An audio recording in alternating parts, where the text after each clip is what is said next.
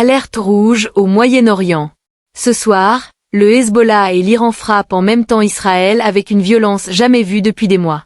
Des missiles balistiques iraniens traversent le ciel, des roquettes partent du Liban Sud, et les sirènes hurlent partout, jusqu'à l'aéroport Ben Gourion. C'est une offensive coordonnée qui change la donne. Bienvenue sur la chaîne, restez avec nous pour comprendre ce qui se passe vraiment sur le terrain.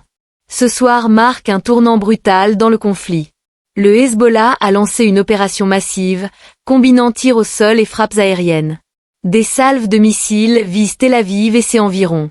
Au même moment, un véhicule blindé israélien est touché près du village frontalier de Houla. Des sources israéliennes confirment que plusieurs projectiles iraniens ont percé les défenses antimissiles et sont tombés dans des zones ouvertes. La défense civile israélienne annonce que les alertes ont retenti dans plus de 300 villes et villages. La dernière vague a même touché la zone de l'aéroport international Ben Gourion, paralysant le trafic aérien. Cette escalade simultanée entre le Hezbollah au Liban et les tirs directs depuis l'Iran crée une pression énorme sur le système de défense israélien. Dans le ciel de Tel Aviv et Jérusalem, les gens voient de leurs yeux les interceptions lumineuses. Mais malgré les technologies avancées comme le dôme de fer ou la fronde de David, la quantité et la diversité des projectiles lancés en même temps mettent ces systèmes à rude épreuve. L'objectif est clair, saturer les défenses, mais aussi envoyer un signal fort. L'axe de la résistance montre qu'il garde sa force de frappe, même après des mois de bombardements intenses contre ses bases et ses lanceurs. Au sud du Liban, les combats sont devenus très durs. Le Hezbollah revendique la destruction d'un transport de troupes israélien à Houla, dans le secteur central de la frontière. L'attaque a eu lieu avec des missiles guidés modernes, au moment où des soldats israéliens tentaient d'avancer pour prendre des positions. Cette précision prouve que les combattants du Hezbollah contrôlent toujours le terrain. Ils profitent des collines et des vallées pour tendre des pièges efficaces. L'armée israélienne veut créer une zone tampon, mais chaque progression au sol est contestée. Les unités locales surveillent en permanence et frappent vite. Pendant ce temps, l'intérieur d'Israël subit une pression psychologique forte. Des médias locaux rapportent que 5 missiles venus du Liban ont atteint des zones habitées au centre du pays. L'armée dit en avoir intercepté plusieurs, mais des débris et des impacts directs ont causé des incendies et des dégâts. Les sirènes dans plus de 300 endroits à la fois stoppent tout, économie, circulation, vie quotidienne. Des millions de personnes courent vers les abris. Inclure l'aéroport Ben Gourion dans les alertes montre à quel point les infrastructures vitales sont exposées. Les drones du Hezbollah posent un autre problème majeur. Petits, lents, volant bas, ils passent souvent sous les radars faits pour les missiles rapides. On se souvient encore de l'attaque par drone sur une résidence liée à Benjamin Netanyahou il y a quelque temps, cela a révélé une vraie faiblesse. Aujourd'hui, ces drones harcèlent bases militaires et centres de commandement, en complément des missiles iraniens. Cette tactique force Israël à dépenser des missiles très chers pour contrer des armes bien moins coûteuses. C'est une guerre d'usure qui pèse sur les stocks et le budget. Dans les zones de Ben Jibei et de Kiam, les bombardements israéliens sont d'une intensité extrême. La ville de Kiam, grand centre dans l'est du secteur, subit des raids aériens très violents. L'objectif semble être de raser pour empêcher toute présence combattante.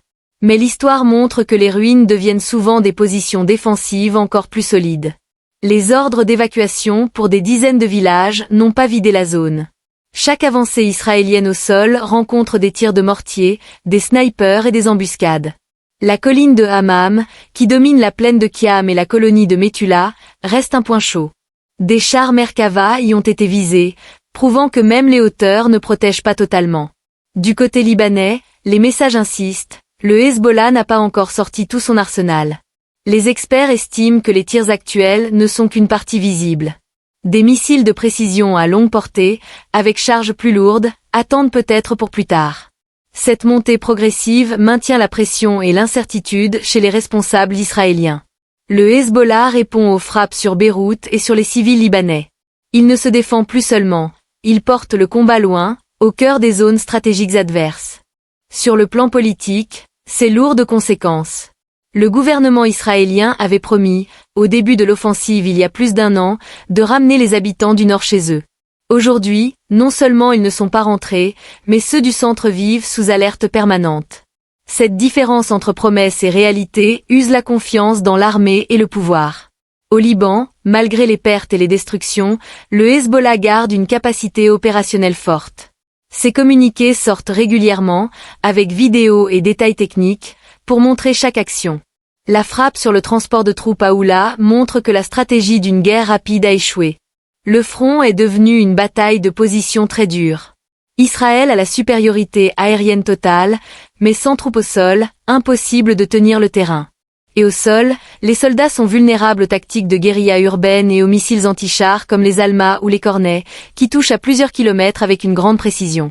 Les images spectaculaires d'interceptions au-dessus de Tel Aviv cachent parfois les pertes réelles dans les vallées du Sud-Liban. En résumé, ce conflit a atteint un point de non-retour. La dissuasion classique est bouleversée. L'entrée directe de l'Iran avec des salves massives transforme une guerre frontalière en affrontement régional multifront. Le Hezbollah, en synchronisant ses actions avec Téhéran, confirme son rôle central dans cet axe. Tant que les bombardements touchent les civils libanais, la réponse risque de viser les points vitaux israéliens, centrales électriques, ports, aéroports. Le monde regarde avec angoisse cette spirale. Le langage des armes prend le dessus sur la diplomatie. Chaque explosion rapproche la région d'un embrasement général dont personne ne peut prédire la fin. Cette bataille dépasse le Liban. Elle redéfinit l'équilibre des forces au Moyen-Orient. L'époque où une seule puissance imposait sa volonté par l'aviation semble terminée. Aujourd'hui, les fronts sont liés. Ce qui arrive à Oula résonne à Tel Aviv, et les décisions à Beyrouth influencent la sécurité aérienne régionale. La communauté internationale fait face à un fait accompli. La diplomatie traditionnelle semble dépassée par la réalité du terrain. Les prochains jours seront décisifs, pas seulement pour les villages frontaliers, mais pour toute la stabilité du Moyen-Orient. Si le Hezbollah continue de prouver qu'il peut frapper le cœur économique et militaire d'Israël tout en infligeant des pertes aux troupes au sol, l'escalade pourrait durer longtemps. Merci d'avoir suivi cette analyse. Abonnez-vous pour ne rien manquer des développements. Partagez votre avis en commentaire. À très bientôt.